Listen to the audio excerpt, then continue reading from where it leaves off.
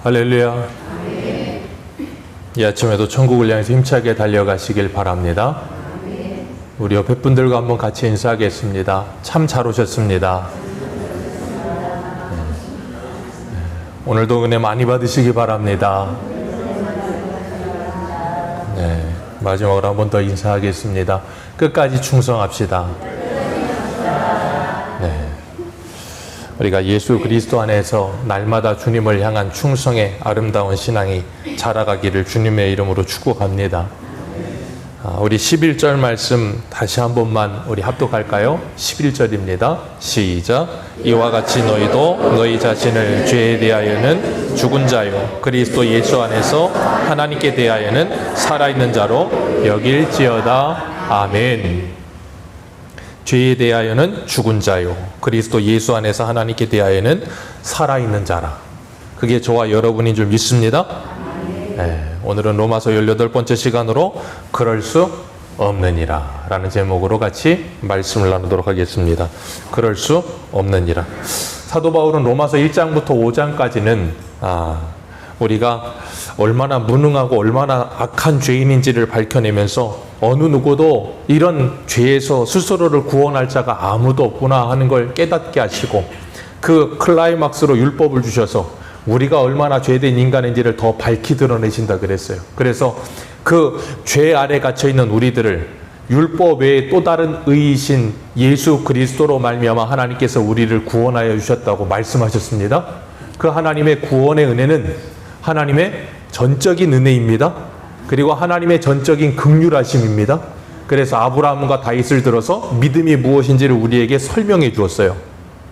그리고 6장에 들어오면 뭘 이야기하고 있는가 하면, 우리가 하나님의 은혜로 말미암아 의롭다함을 받고 구원받은 하나님의 자녀가 된 우리는 이제는 어떻게 살아가야 되는가 하는 것에 대해서 설명하고 있는 거예요. 어떻게 살아가야 되는가. 구체적으로는 크게 나누면 12장부터 이제 11장까지는 교리편, 12장부터는 우리의 삶에 대한 편을 말하고 있지만, 이 6장에서부터 우리가 어떠한 자로 살아가야 되는가를 조금씩 설명하고 있어요.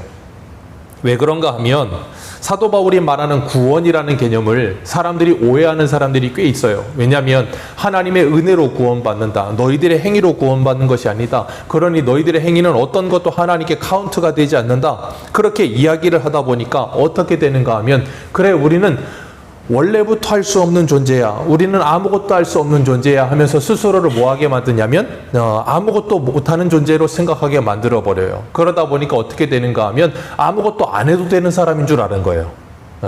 그리고 오히려 어떤 생각을 갖냐면, 오늘 본문 1절 말씀에 그런즉 우리가 무슨 말 하리요 은혜를 더하게 하려고 죄에 거하겠느냐 그랬잖아요. 그게 왜 그런가 하면 20절 5장 20절 말씀 같이 읽습니다. 시작.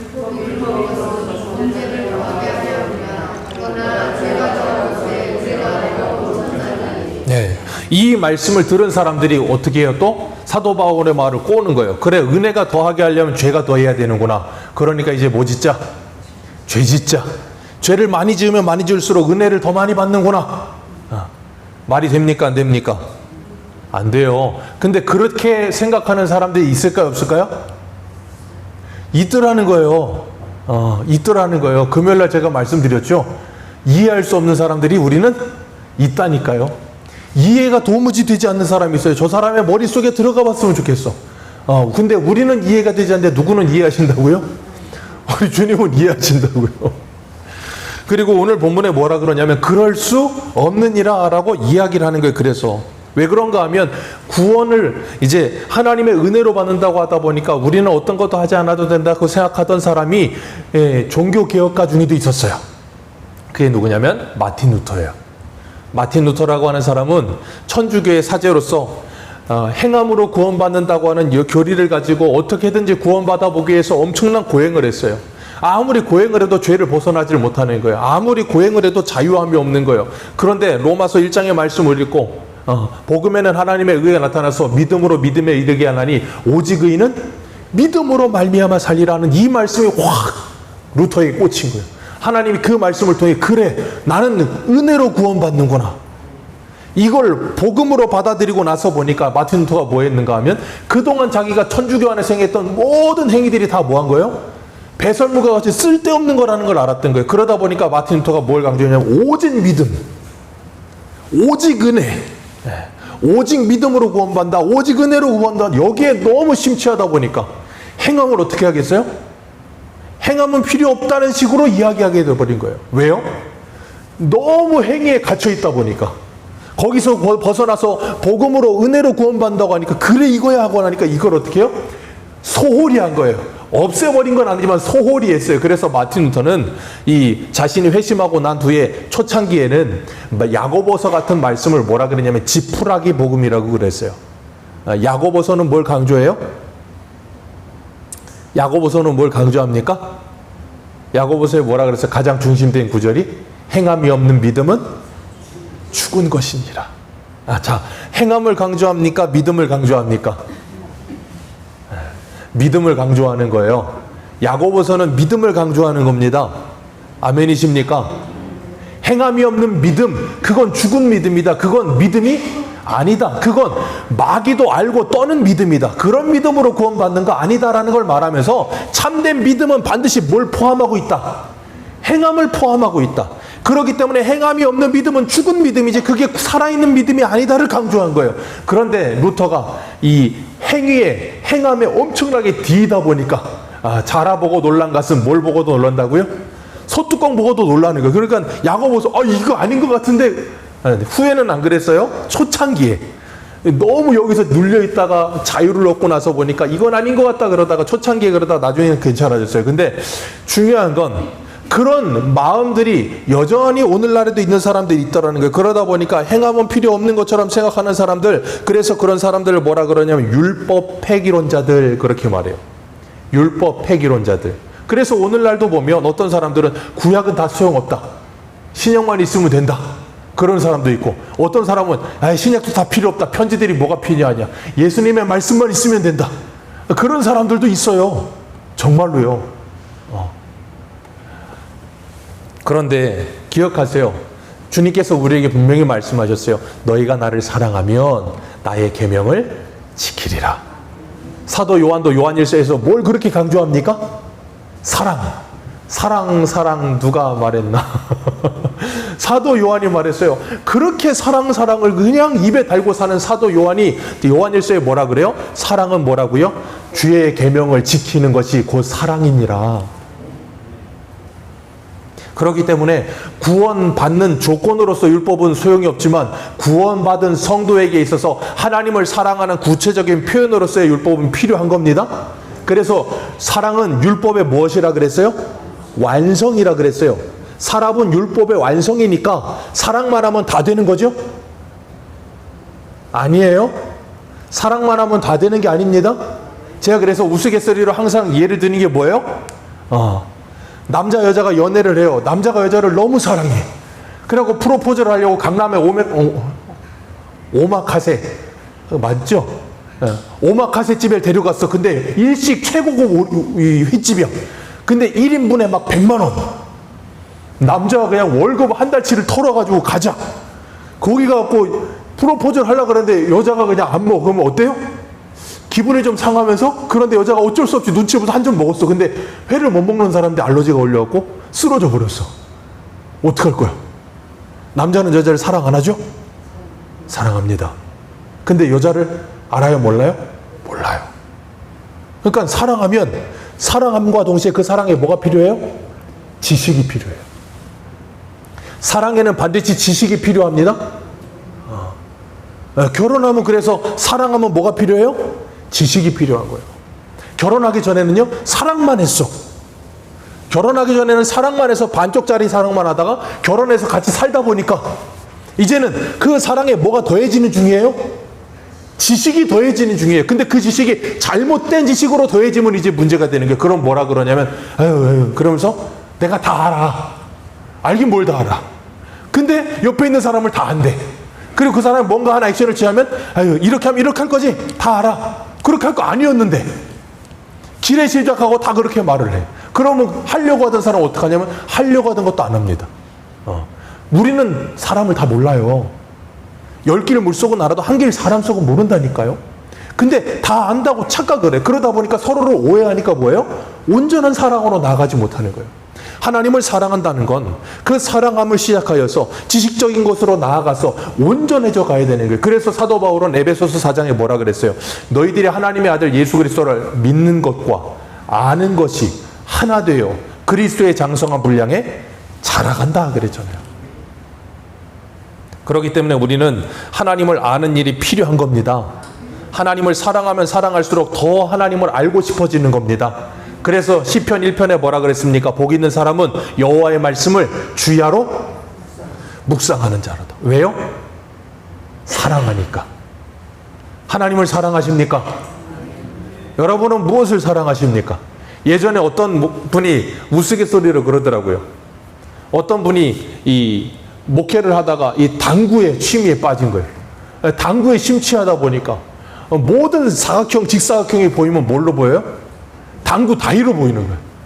참에 이제 밤에 자려고 누웠고 천장을 보는데 천장이 직사각형이에요. 당구 치는 이게 쿠션만 생각하고 있고, 또 어떤 분은 목회를 하다가 바둑에 빠졌어. 바둑을 빠져갖고 바둑을 들이다 바둑을 막 이렇게 두다 보니까 설교 시간에 성도님들의 머리를 보니까 어때 보여? 다 바둑판으로 흑가백으로 보여. 왜 그래요? 그걸 사랑하게 된 거예요. 그럼 뭐예요? 거기에 빠지는 거예요. 그러면 그걸 주야로 묵상합니다. 그건 어떤 것이든 마찬가지예요. 그런 것처럼 우리가 하나님을 사랑하면 주야로 하나님을 사랑해요. 뭘 보든지 그것이 하나님과 연결이 돼요. 그게 성도의 신앙생활이에요. 그렇기 때문에 우리가 그 하나님을 바로 알면 바로 알수록 온전해져 가는데, 그 하나님을 오해하게 되면 이런 일을 말하는 거예요. 그래서 은혜를 더하게 하려고 죄를 더하겠느냐? 그럴 수 뭐라고요? 없느니라. 그럴 수? 지금 몇 번 반복했어요? 5번. 여러분, 제가 왜 반복했을까요? 성경은 반복되는 말이 나온다는 건 뭐냐면 하나님이 그걸 강조하는 거거든요. 제가 5번을 강조했어요. 왜요? 여러분의 평생에 이 단어를 잊지 마시라고. 여러분이 어떤 신앙생활을 하면서 힘든 일이 오고 어려운 일이 와서 내가 포기하고 싶을 때 이 단어가 생각나시기를 축복합니다. 그럴 수? 내가 어떤 죄의 유혹을 받을 때 그럴 수? 내가 여기서 욱하는 마음이 올라올 때, 내가 다른 사람을 보고 인상이 찌푸러지고 육두문자가 나오려고 할 때, 운전하고 가고 있는데 내 앞에 누군가 갑자기 끼어드는 차가 들어올 때, 이걸 스티커로 만들까 봐요. 내 탓이요 있던데 그럴 수 없는 일이라 스티커로 만들어 차에 붙일까 봐. 우리가 이거를 꼭 기억하실 수 있게 되길 바라요. 우리는 죄 가운데 거하는 사람들이 아닙니다. 분명히 기억하세요. 우리는 죄에 대하여 죽은 자입니다. 예수 그리스도와 함께 하나님에 대하여 살아있는 자인 줄 믿습니다. 그래서 사람을 표현할 때 인간론이라고 하는 신학 교리를 이제 우리가 공부를 하면 사람을 세 부분으로 나눠요. 첫 번째가 뭐냐면 타락 전 인간, 두 번째가 타락 후 인간, 세 번째가 구원받은 인간. 그래서 그 세 가지 부류로 나누는데, 타락 전의 인간은 누구겠어요? 에덴 동산의 아담과 하와. 그 사람들은 뭐 할 수 있는 사람들이냐면 선택할 수 있는 사람들. 그래서 선을 선택할 수도 있고 악을 선택할 수도 있고, 하나님의 말씀에 순종해 선악과를 안 먹을 수도 있고 먹을 수도 있고. 그런데 선악과를 먹어버렸어. 죄가 들어왔어. 그럼 어떻게 된다 그랬어요? 네가 반드시 죽으리라. 그럼 죽었어. 에베소서 2장 1절의 말씀처럼 허물과 죄로 이미 죽었어. 죽었으면 뭘 할 수 있어요? 없어요? 없어요. 그렇기 때문에 로마서 3장에 뭐라 그랬어요? 로마서 3장 우리 한번 보세요. 로마서 3장 10절 11절 같이 읽습니다. 시작. 기록된 바 의인은 없나니 하나도 없으며 깨닫는 자도 없고 하나님을 찾는 자도 없고 다 치우쳐 함께 무익하게 되고 선을 행하는 자는 없나니 하나도 없다. 이게 뭐라고요? 타락 후 인간. 그래서 우리는 선을 행할 수 있다 없다? 없다. 예수를 믿을 수 있다 없다? 없다. 왜? 우리는 타락하여 죽어버렸기 때문에. 영적으로 죽어버렸어. 그래서 감각 없는 자가 되어버렸다고. 무감각해요. 그래서 죄에 대하여 뭐예요? 무감각한 거예요. 우리가 오늘날 이 세상이 이렇게 타락해져 가고 있는데도 불구하고 이 세상을 보면서 자연스럽게 사는 이유가 뭐라고요? 죄에 대하여 무감각하기 때문인 거예요. 그런데 그 죄에 대해 깨어난 사람들은 이 세상을 보면 뭐 한다고요? 멸망받을 장망성이라는 것이 눈에 보여지기 시작하는 거예요. 그게 뭐예요? 구원받은 인간. 그래서 구원받고 나면 뭘 깨달아요? 죄를 깨닫게 됩니다. 그리고 나면 일어나는 특징이 뭐냐면 죄를 싫어하고 미워하기 시작하는 거예요. 그게 어떻게 가능해요? 주님의 마음이 내 안에 부어져서 하나님의 시선으로 바라볼 수 있는 마음이 생겨나고 시선이 생겨나고 생각이 생겨나기 시작하는 거예요. 그게 뭐예요? 이전 것은 지나갔으니 보라 새 것이 되었도다. 그래서 구원받은 우리들은 이제 뭐 할 수 있어요? 선을 행할 수? 선을 행할 수? 선을 행할 수? 왜 대답 안 하세요? 선을 행할 수? 있습니다. 선을 행할 수 있어요. 누구 안에서? 예수 그리스도 안에서. 누구로 말미암아? 성령으로 말미암아 선을 행할 수가 있어요. 아멘이십니까? 성령의 소식을 따라 순종하기만 하면. 그런데 문제는 뭐냐면 우리가 예수 그리스도를 믿고 구원받았음에도 불구하고 여전히 우리는 뭐의 지배 아래 있어요? 죄의 지배 아래 있을 때가 많아. 주님 지난주에 말씀하셨어요. 너희는 죄의 지배 아래 있지 않고 이제는 죄가 왕노릇하던 것처럼 예수 그리스도 안에서 너희는 누가 왕노릇한다고요? 은혜가 왕노릇한다. 예수 그리스도가 왕노릇한다. 아멘이십니까? 그래서 주인이 바뀐 거라 그랬잖아요. 그죠? 그걸 오늘 본문에서는 뭘로 설명하냐면 세례로 설명하는 거예요. 그래서 3절 말씀 한번 읽어볼까요? 3절입니다. 시작.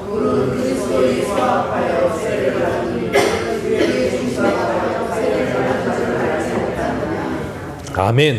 예수 그리스도 앞하여 세례를 받았습니다. 그러므로 말미암아 우리는 뭐한 사람들이 됐냐면 새 사람들이 된 거예요. 이 세례를 사도 바울은 고린도전서 10장 2절에 이렇게 말해요. 우리 조상들이 다 구름 아래 있고 바다 가운데 지나며 모세에게 속하여 다 구름과 바다에서 세례를 받고, 모세에게 속하여 구름과 바다 아래서 다 뭘 받았다고요? 세례를 받았습니다. 그러므로 나는 죽고 예수로 사는 인생이 되는 거예요. 그래서 이스라엘 백성들이 이 애굽 땅에서 보면 어디로 들어가요? 바다로 들어가요. 자, 바다로 사람이 스스로 들어가 어떻게 돼요? 죽어요. 바다로 스스로 들어간다니까요. 죽어요. 그런데 저 약속의 땅 가나안 땅에서 보면 이스라엘 백성들이 어디서 올라와요? 바다에서. 죽음에서 올라와서 뭐예요? 살아난 존재가 되는 거예요. 그래서 세례는 뭐예요? 예수와 함께 죽고 예수와 함께 살아난 사람들. 그래서 바울이 고린도전서 10장 2절과 3절에서 홍해를 건넌 걸 세례를 받았다라고 설명하는 거예요. 그리고 거기서 끝나는 게 아니고 그 홍해를 건너는 이스라엘 백성들 뒤를 누가 쫓아와요? 애굽의 바로 왕이 쫓아왔는데 하나님께서 둘 사이에 간격을 두시고 이스라엘 백성이 다 건너고 난 후에 바로와 그 병마와 군대들이 홍해 한가운데 있을 때 하나님이 뭐 하셨어요? 물을 덮어버렸어요. 그래서 다 죽여버렸다고요. 하나님이 그걸 보여주시면서 뭘 하신 거예요? 이제 너희들이 430년 동안 왕이라고 섬기던 그 왕은 뭐 했다? 죽었다. 이제 너희들의 왕은 누구다? 하나님이 너희들의 왕이다라고 확인시켜 주는 거예요. 그래서 너희들은 이제 주인이 바뀐 사람들이라는 걸 깨닫게 하시는 게 뭐예요? 홍해 사건이에요. 그런데 문제는 그걸 보았고 깨달았고 15장에서 찬송을 했는데 찬송하고 며칠 지나지 않아서 물이 없으니까 뭐라 그래요? 승질내요. 조금 지나서 먹을 거 없으니까 뭐라 그래요? 승질내요. 그게 사람이에요. 기억하세요. 홍해를 건넌 사람도 승질내요. 여러분 바다 건너보셨어요? 네, 배 타고 건너봤겠죠. 다리로 건너보고. 아니 그 우리나라 물개라고 하던 조련인가요? 대한해협 수영 쳐가지고 수영 쳐서 거기만 건너도 그냥 위대하다 그러는데 여러분 태평양을 건넜다고 생각해 보세요. 수영해서 가능하겠습니까? 불가능해요. 세상에 아무리 수영 잘하는 사람도 불가능합니다. 그런데 이스라엘 백성들은 그 바다 속을 들어갔다 나왔다니까요. 무슨 아쿠아리움도 아니고 지나가면서 벽으로 서 있는 바다 사이로 물고기 안 보였겠습니까? 상상해 보세요. 보였을 거 아닙니까? 살아있는 아쿠아리움. 그걸 다 보고 통과해서 왔다니까. 그러고도 하나님께 뭐 한다고요? 불평불만. 기억하세요. 이스라엘 백성들이 바다를 건넌 신기하고 놀라운 은혜보다 저와 여러분들이 받은 은혜가 더 큰 거예요. 우리는 예수 그리스도로 말미암아 영원한 지옥에서 영원한 생명으로 옮겨졌잖아요. 그 터널을 통과해 요단강을 건너왔다니까요. 예수 그리스도와 함께 요단강을 건너오셨어요, 여러분들. 그래서 새 생명을 가진 사람들이 됐어요. 그런데도 불구하고 우리는 그런 은혜를 체험했음에도 불구하고 우리는 뭐 한다고요? 원망하고 불평하고 힘들 때가 있다고요. 왜 그래요?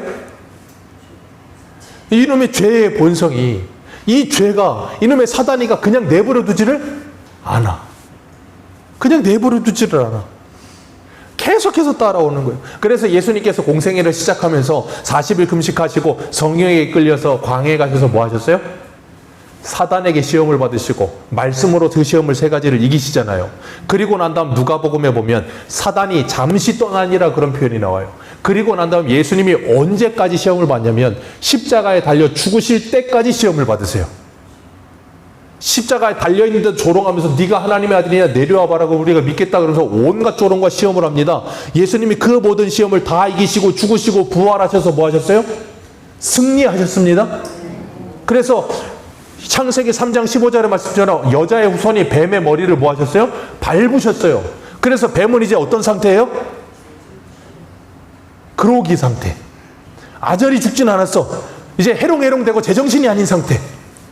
힘이 다 빠진 상태. 그렇게 힘이 다 빠진 상태로 하나님께서 우리에게 던져주신 거예요. 그리고 뭐 하게 하시냐면 너희들은 그 해롱되는 뱀과 싸워라 라고 말씀하시는 거예요. 그 해롱되는 뱀과 싸워라 그러시면서 누가 너희와 함께 하신다 그러시냐면 주님이 세상 끝날까지 너희와 함께 한다 그러시는 거예요. 그러니까 우리 스스로 뱀과 싸우면 이길 수가 없는데 해롱돼도 못 이깁니다. 제정신이 아니어도 못 이겨요. 그런데 주님이 해롱되게 만들어 놓고 우리와 함께 하시면서 이길 수 있게 하셨다고요. 주님 분명히 말씀하셨어요. 요한복음 16장 33절.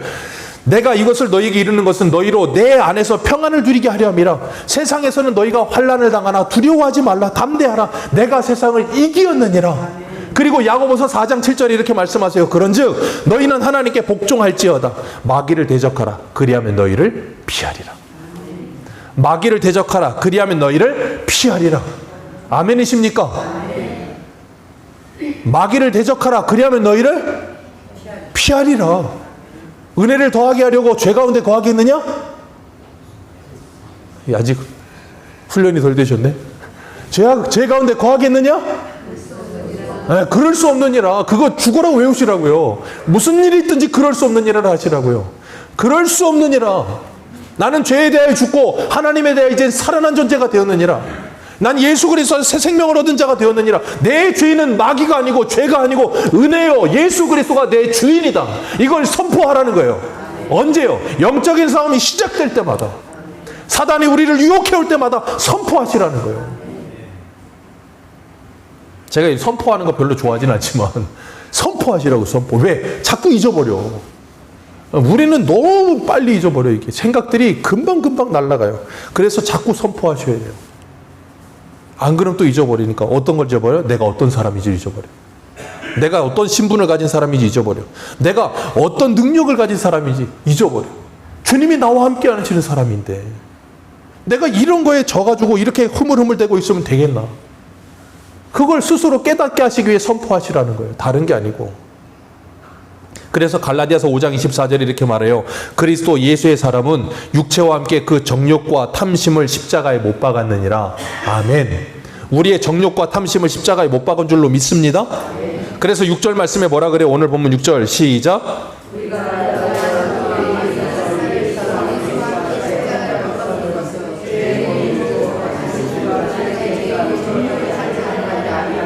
아멘. 죄의 종노릇하지 않게 하기 위해 예수님께서 우리와 함께 뭐 하셨다고요? 십자가에 죽으셨습니다. 그리고 부활하셨습니다. 아멘. 그리고 내가 이기셨다고 말씀하셨습니다. 그리고 우리에게 너희도 이길 수 있다고 말씀하셨습니다. 그것을 믿으시길 바랍니다. 그걸 못 믿으니까 뭐 하냐면 못 하는 거예요. 그걸 못 믿으니까. 두려우니까. 내 죄를 끊어내면 죽을 것 같으니까. 나를 짓누르고 나를 사로잡고 있는 그 모든 잘못된 생각들을 끊어내면 죽을 것 같으니까. 안 죽습니다. 안 죽습니다. 끊어내도 안 죽습니다. 그거 없어도 살 수 있습니다. 못 살 것 같으시죠? 살 수 있습니다.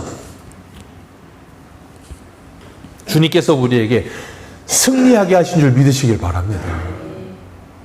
그러니까 그걸 언제 느끼냐면 내가 그것 가운데 쉽게 말하면 믿는 도끼에 발등이 찍혀서 죽을 고비를 넘겨야 그걸 싫어하고 미워하게 되는 게 우리들이에요. 사람은 참 둔해서 말로 할 때 들으면 좋은데 말로 할 때 안 들어.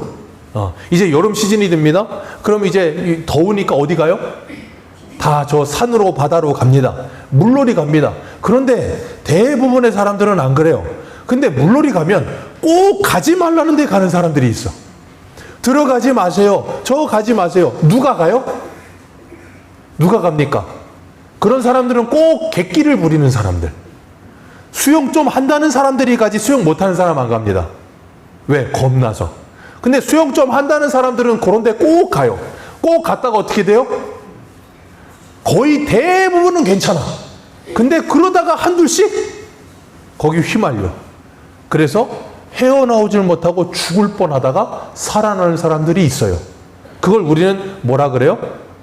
구사일생이라고 하죠. 그리고 나면 그 사람이 어떻게 될까요? 물은 거들떠도 보기 싫어질걸요. 죽다가 살아나면, 진짜 죽다 살아나면 거들떠 보기 싫은 거예요. 우리가 죄에 대하여 그렇게 한번 심하게 대이잖아요. 그럼 죄를 싫어하게 되기 시작하는 거예요. 말씀을 아무리 해도 깨닫지 못하면, 주님께서 우리에게 사랑을 부으시는데도 깨닫지 못하면 그렇게라도 하나님이 뭐 하신다고요? 아주 그냥 학을 띠게 만드시는 거예요. 내가 그걸 하면 그냥 돌아도 보기 싫다. 아주 그냥 학이 띠게 만들어서 거기서부터 멀어지게 또 만드시는 방법이 있어요. 그걸 하나님이 다윗에게 뭐라 그랬냐면 사람 막대기 인생 채찍이라고 부르신 거예요. 그러니까 우리는 그렇게 학이 떼기 전에 말할 때 잘해. 후회하지 말고. 네, 후회하다가도 감사할 일이 되겠지만 그러기 전에 우리가 그럴 수 있으면 얼마나 좋겠습니까? 그렇기 때문에 우리가 한번 그렇게 데이고 나면 그런 데 가면 긴장하게 되는 거예요. 저도 12년 전에 저희 첫째 태어났을 때 심사모님 서울에서 몸조리하고 있는데 큰 사모님이 그 영종도 생굴이라고 좋은 굴이라고 미역국에 넣어주라고 오래는 거예요. 주일날 아침에 또 왔네요. 겨울에 2월 달에 났는데 오다가 영종도 톨게이트를 지나가지고 영종도로 들어오는 코너 도는 데 있죠. 거기에 아이스 블랙 아이스가 있는 걸 모르고 달리다가 차가 미끄러져서 한 3번까지 부딪히는 건 기억나는데 그 다음에 기억이 없어요. 기절해서 한 3번 땅땅땅 부딪히고 기절하고 일어나서 보니까 본넷에 연기 올라오고 있고 죽겠다 싶어갖고 차에서 내렸는데 견인차 불렀더니 와갖고 그 아저씨가 걸러가다가 자빠지더라고. 그리고 차 폐차하고 왔는데 그 코너 도는 그 자리를 12년이 지나면 지금도 그 자리를 지나가면 속도를 알아서 줄이고요. 그 규정 속도보다 더 줄이고요. 그리고 살짝 긴장해요. 어떨 때는 겨울철에는요. 살짝 등에서 오싹합니다. 12년이 지나도요. 왜요? 한번 진하게 되었거든요. 그렇게 데이면 사람이 그렇게 되는 거예요. 예수 그리스도 안에서 우리가 정말로 죄에 대하여 그렇게 데이잖아요. 그렇게 되는 거예요. 그래서 하나님께서 우리에게 이 긴 세월을 통해서 우리가 놓지 못하고 우리가 끊지 못하는 그 죄들을 자꾸 하나씩 뭐 하시는 거예요? 끊어내시는 작업을 하시는 거예요. 그렇기 때문에 그렇게 되기 전에 하나님의 말씀을 듣고 그것을 끊어내기 시작하는 사람도 있다고요. 어떻게 해요? 예수를 바라보면서. 이 죄가 바로 예수를 십자가에 못 박은 죄라는 것이 정말로 깨달아지고 믿어지는 사람들은 뭐 한다고요? 그걸 미워하고 버려요. 그게 이사야 30장이잖아요. 성령이 임하시면 우리 뒤에서 말소리가 나며 은으로 금으로 덮은 우상들을 더러운 물건 던진 것 같이 던져버리게 될 것이라. 그게 바로 영적 전쟁이잖아요. 성령에 충만하면 그런 일이 일어납니다. 우리도 그러잖아요. 성령 충만할 때는 우리가 싫어하던 것들 저절로 끊어지시죠. 근데 성령이 충만하다가 충만하게 떨어지면 다시 돌아가시죠. 끊어냈다가도 다시 옛 생각이 나기도 하고. 그럴 때 뭐가 발동돼야 돼요? 우리의 지식과 의지가 발동이 돼야 되는 거예요. 그래서 우리는요, 구원받았다는 건 전인격적인 변화가 일어나는 거예요. 전인격적인 변화가 뭐예요? 지, 정, 의의 변화. 지식과 감정과 의지의 변화가 일어나는 거예요. 그래서 내가 성령에 충만하여 감정이 충만해지고 지식이 충만해지고 의지가 충만해져서 죄와 자연스럽게 싸울 때도 있지만 내가 하나님의 은혜가 충만하지 않아서 감정이 내가 수그러들 때 그럴 때 뭐가 발동해야 돼요? 지식과 의지가 발동해야 되는 거예요. 그래서 내가 그렇지 않다 할지라도 이미 알아. 이게 죄라는 걸 알아. 그럼 뭐 해야 돼요?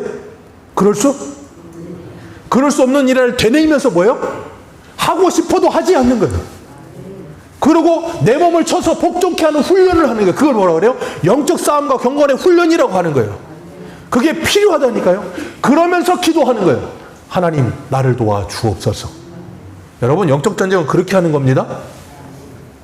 영적 전쟁은 알기 때문에 하지 않고 끊어낸 다음에 죽도록 힘든 거예요. 기억하세요. 내가 죄에 대한 달콤함을 알거든요.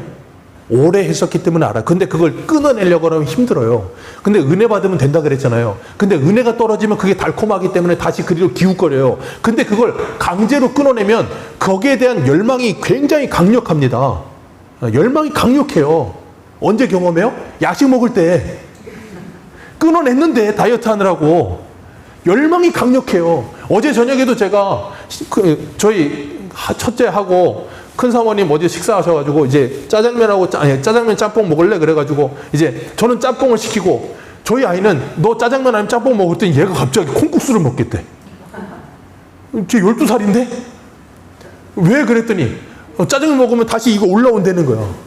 그리고 콩국수를 먹겠대. 야, 여드름은 콩국수를 먹게 하는구나 그러고 있었는데 거기 문을 닫았어. 안 된다 그랬더니 나 안 먹을래 그러길래 이따가 또 저녁 때 되면 또 못 먹을 것 같아서 야, 그러면 안 된다. 그러니까 울면이라도 먹어라.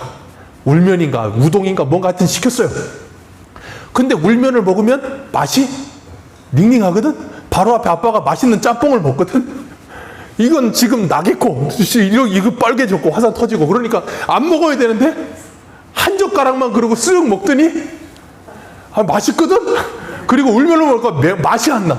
그러니까 아빠 옆에 그릇이었어. 여기다가 짬뽕 국물 조금만 부어줘. 그래. 왜? 조금만 부어줘. 부어주니까 거기다 울면 면을 꺼내고 쩍 먹는 거야. 내가 그랬고, 야, 그럴 거면 짬뽕을 먹지 뭐 하려고 그렇게 먹냐. 네. 그게 딱 우리들이에요.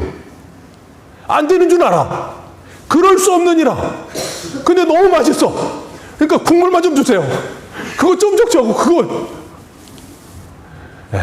안 되는 줄 알기 때문에 짬뽕을 시킬 체면은 아니고 체면상 그럴 수는 없고 그냥 적셔 먹으면서 이러면 안 되는데 그러고 있는 거예요. 우리가. 그게 은혜가 떨어진 상태. 그럴 때 뭐 해야 된다고요? 지식을 강화하고 의지를 강화하며 기도해야 돼요. 하나님, 저 좀 도와주세요. 하나님, 이걸 끊어내야 되겠는데 도무지 저는 안 됩니다. 그래서 우리가 새벽에 마가복음에 뭐라 그랬어요? 예수님이 산 위에서 내려왔는데 귀신 들린 아이 고쳐달라고 아버지가 하는데 제자들이 못하잖아요. 고쳐주셨어요, 예수님. 그 제자들이 집에 찾아와서 뭐라 그래요? 왜 우리는 못합니까?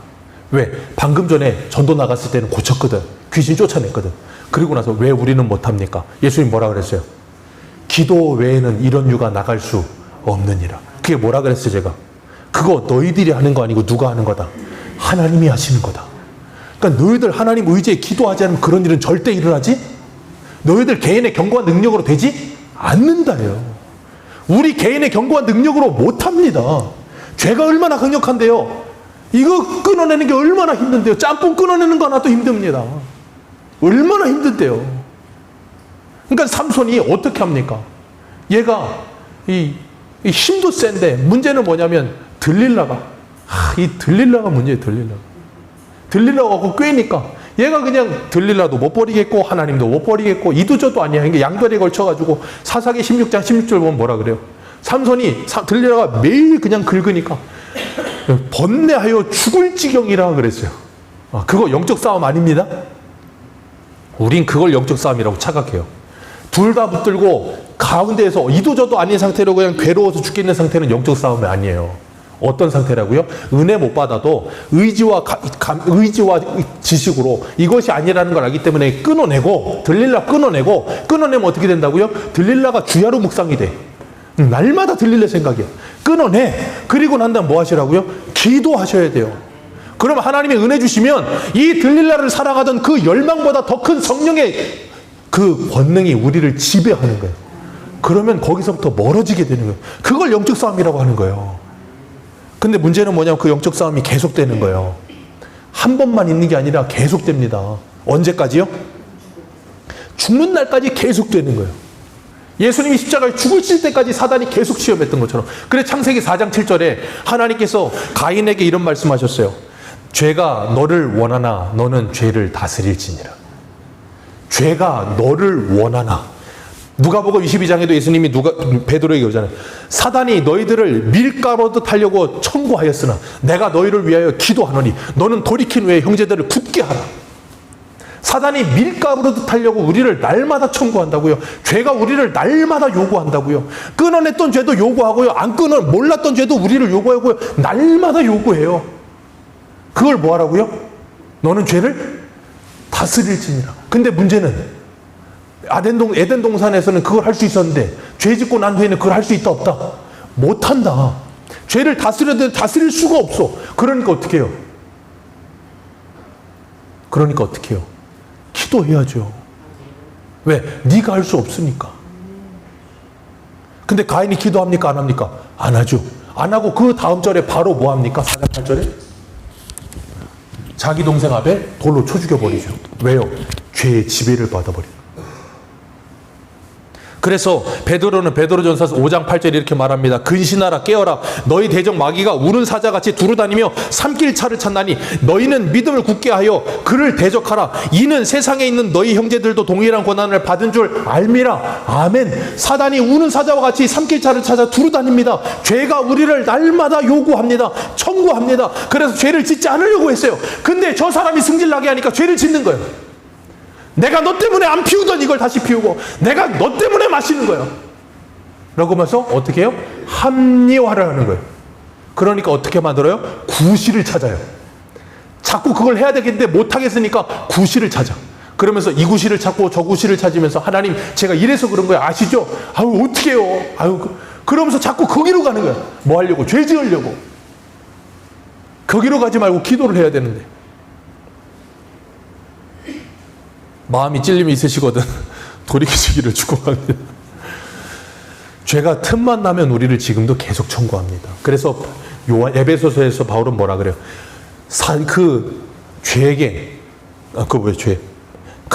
사단에게 뭐 하라 그래요? 뭘 주지 마라? 틈을 주지 마라. 틈을 주지 마라. 틈만 있으면 그러니까. 그렇기 때문에 우리가 그런 계속 죄가 우리를 끌고 들어오려고 하고 우리를 괴롭게 하려고 하고 자꾸 우리를 넘어뜨리려고 할 때 기억하셔야 돼요. 내가 하나님의 자녀다. 내가 하나님의 자녀다. 나는 그럴 수 없다. 라고 되뇌이셔야 되는 거예요.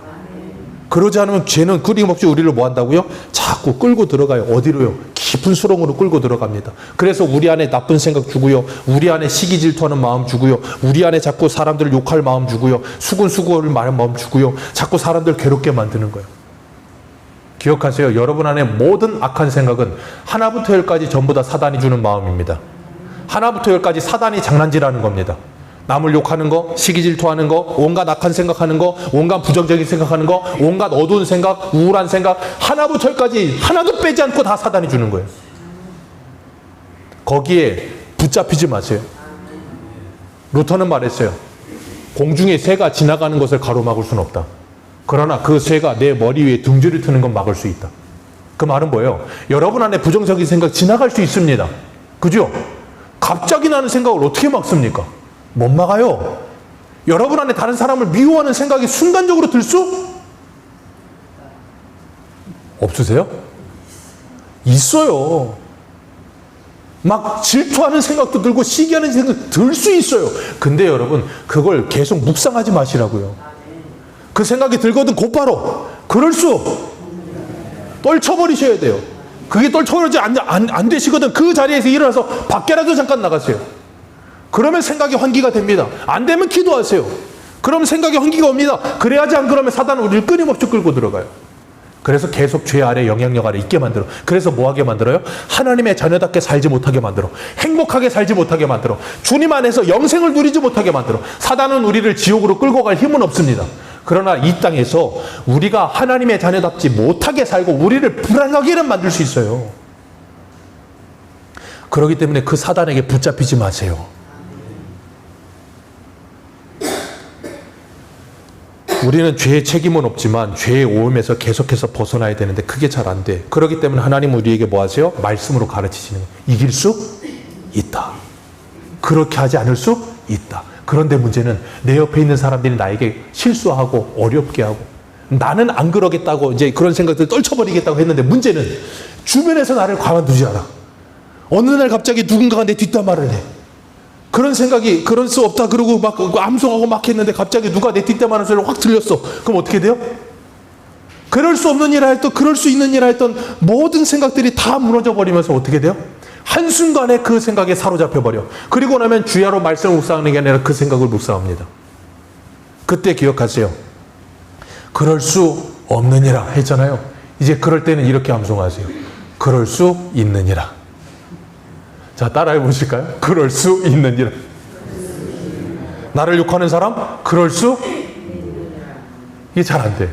나를 욕하는 사람? 그럴 수? 있느니라. 나를 모함하는 사람? 그럴 수? 그럴 수? 억울해 죽을 것 같거든요. 그런데 그럴 수 있어요. 왜요? 사람이라서요. 사람이라 그런 거예요. 그리고 그 사람이 날 잘 몰라서 그런 거예요. 그래, 그럴 수 있어. 저 사람이 날 몰라서 그래. 날 좀 더 가까이서 잘 알았으면 저거보다 더 했을 텐데. 날 잘 몰라서 저만큼만 해도 얼마나 감사하냐. 네, 그럴 수 있다. 아, 주여. 그런데 제가 이게 안 참아져요. 주여, 저를 도와주옵소서. 기도해야 되는 거예요. 그래서 하나님이요, 우리를 구원하시고 난 다음에 이런 우리의 죄된 마음을 여기다 남겨두신 거예요. 그걸 우리 한 군데가 보겠습니다. 구약성경 사사기 3장 1절을 보세요. 사사기 3장 1절.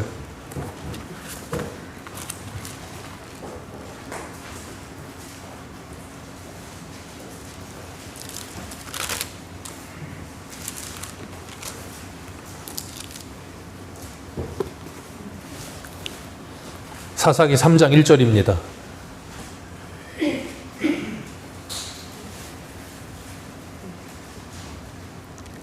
사사기 3장 1절 같이 읽습니다. 시작.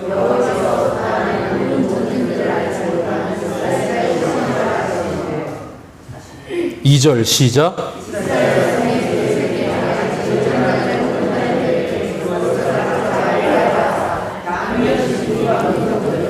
아멘. 여기 보면 가나안의 모든 전쟁들을 알지 못하는 이스라엘을 시험하려 하시며 이스라엘 자손의 세대 중에 아직 전쟁을 알지 못하는 자들에게 그것을 뭐하게 하셔? 가르쳐 알게 하려 하사 남겨두신 이방 민족 그랬습니다. 여호수아 11장을 보면 여호수아가 가나안 땅을 다 정복합니다.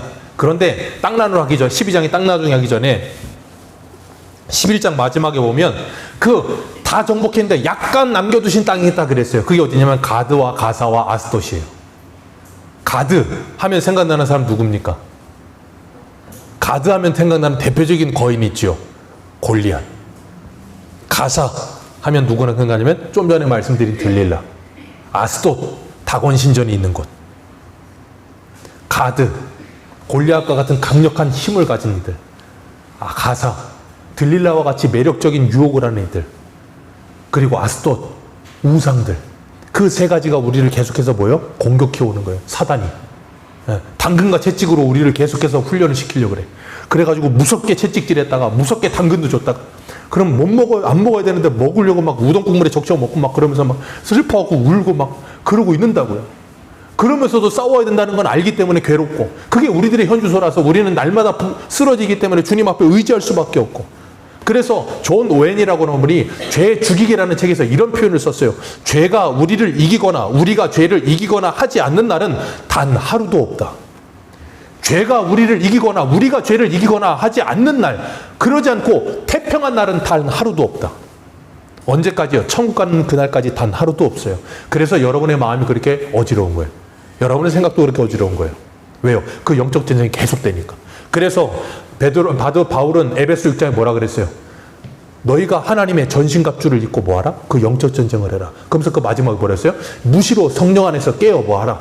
기도하라. 성령 안에 깨어 기도하는 게 뭔데요? SOS 치는 거예요. 하나님께 SOS 치는 거예요. 하나님 도와주세요. 그럼 하나님은 5대 기조가 되셔가지고 곧바로 출동하신다니까. 그리고 우리를 도와주신다니까요. 그렇기 때문에 우리가 이 훈련을 끊임없이 해가면서 하나님의 나라를 향해 달려가는 일을 늦추지 마세요. 이거 쉽지 않습니다. 어렵습니다. 그리고 괴롭습니다. 때로는. 너무 괴로워. 그래서 뭐 하고 싶으냐면요. 알지만 포기하고 싶을 때 있어요. 이게 죄기 때문에 알기 때문에 안 해야 되는 거 안 해야 되는 알지만 포기하고 싶을 때 있다니까요. 예전에 제가 들었던 인터뷰 중에 가장 기억에 남는 인터뷰가 정몽주 선수 이봉주 선수, 마라톤 선수. 그분이었던 것 같아요. 그분이 이 인터뷰를 했던 적이 있어요. 뭐라 그랬냐면, 올림픽 나가려고 매일같이 42.195km인가? 그거 훈련하는 거예요. 뛰는 걸 하는 거예요. 날마다 자기는 뛰는데 옆에서 코치는 차 타고 자전거 타고 오토바이 타고 따라오는 거예요. 얼마나 성질이 나겠어. 난 죽살나게 뛰는데 옆에서 차 타고 달려오면서 페이스 조절하라 그러고 네가 뛰어라 그러고 싶을 거야. 막 그러면서 막 더 뛰어라 그러고 막 그 페이스 조절해야 돼 막 그러고 있는 거예요. 이 사람이 너무 괴로우니까 자기 진심으로 인터뷰하면서 뭐라 그러냐면, 너무 괴로우니까 코치가 타고 오는 차 밖에 뛰어들고 싶더래요. 너무 괴로우니까. 누가 시켰습니까? 아무도 안 시켰어요. 지 좋아서 지가 했어. 근데 거기 뛰어들어 죽고 싶대. 안 하면 되잖아. 근데 안 할 수가 없어. 왜? 그 영광스러움을 아니까. 운동선수로서 한번 가슴에 태극기 달아보고 올림픽 나가서 전 세계에서 1등하고 메달 한번 걸어보는 그 영광스러움을 아니까 뭐예요? 차에 밖에 뛰어들고 싶은 괴로움이 있는데도 그걸 참고 뛰더라는 거예요. 그게 우리 신앙생활이에요. 앞에 있는 그 표대를 향하여 그 영광스러움을 바라보면서 뭐예요? 뛰어가는 거예요. 중도에 포기하고 싶다가도 뛰어가는 거예요. 그래서 옆에서 코치가 자꾸 페이스 조절하라고, 늦춰진다고, 목사가 자꾸 쪼으면 뭐예요? 네가 해봐라 그러고 싶다니까. 네가 우리 집 와봐라 어디 되나. 네가 우리 회사 다녀봐라 어디 한번. 넌 교회만 있으니까 그런 소리 하지. 그러고 싶은 마음이 막 튀어올라다가 여기서 다 다치죠? 아직까지 그거 직접 말씀하지 않아서 감사해요. 근데 그런 생각이 든다고. 들면서도 뭐예요? 그 영광스러움을 바라보기 때문에 뛰는 거예요. 성령께서 말씀을 통해 우리 그걸 가르치시니까. 그래서 갈라디아서 2장 10절에 이렇게 말했어요. 내가 그리스도와 함께 십자가에 못 박혔나니 그런즉 이제는 내가 사는 것이 아니요 오직 내 안에 그리스도께서 사시는 것이라. 이제 내가 육체 가운데 사는 것은 나를 사랑하사 자기 몸을 버리신 하나님의 아들을 믿는 믿음 안에서 사는 것이니라. 그 예수 그리스도를 믿는 믿음 안에 사는 것이다. 그 믿음 안에 사는 나는 이제 죄에 대하여 죽었다. 나는 내 정욕과 육신의 정욕과 이 모든 죄악들을 십자가에 못 박았다. 그러니 나는 이제 다시 그리로 돌아갈 수 없느니라. 나는 다시 갈 수 없다.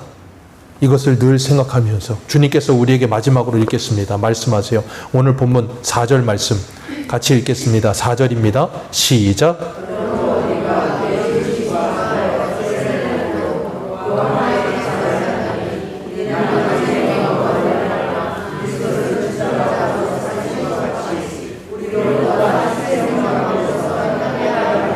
아멘. 우리도 새 생명 가운데서 행하게 하려 하십니다. 예수와 함께 나는 이미 죽었고 예수와 함께 나는 이미 살아났습니다. 그 새 생명 가운데서 행하려고 우리를 구원하셨습니다.